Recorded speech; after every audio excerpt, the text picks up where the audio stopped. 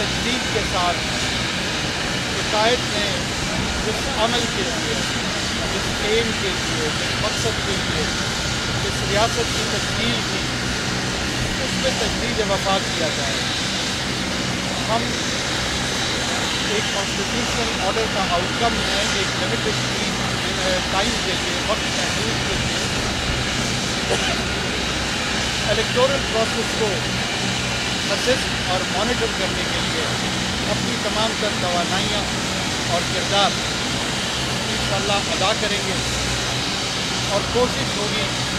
کہ اس کو انتہائی ٹرانسپیرنٹ اور غیر جانبدارانہ انداز میں تمام طبقہ فکر جو تمام حلقے ہیں جن کے لیے یہ عمل قابل قبول ہو،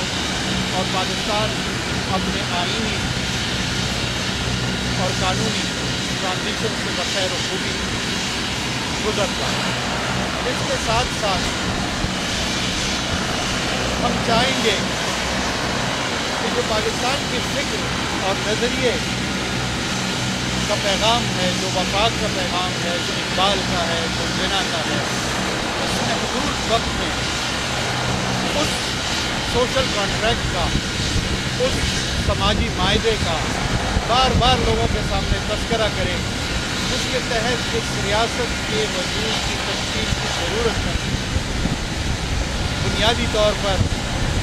ایک غالب اکثریت کے غاصبانہ انداز حکمرانی کو تھامتے ہوئے ایک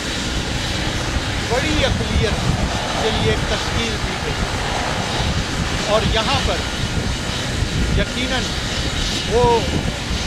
غالب اقلیت جو تھی وہ غالب اکثریت میں تبدیل ہو گئی، اور اس کے ساتھ نت نئی شکلیں اقلیتوں کی بھی رونما ہو گئی۔ قائد اعظم محمد علی جناح نے 11 اگست کو کانسٹیٹیوئنٹ اسمبلی سے جو تاریخ ساز خطاب کیا، وہ دراصل ان نئی اقلیتوں کے ہی حوالے سے تھا جو چند دن ہوئے اس نئی ریاست کے وجود میں آنے کے ساتھ تشکیل پائی گئی۔ یہاں پہ زبان کی بنیاد پہ، یہاں پہ مذہب کی بنیاد پہ، یہاں پہ فرقے کی بنیاد پہ جتنے سماجی گروہ سامنے آئے، لیکن بنیادی نعرہ یہی کیا گیا کہ پاکستان کے اندر جو معاشی اور سیاسی حقوق ہیں وہ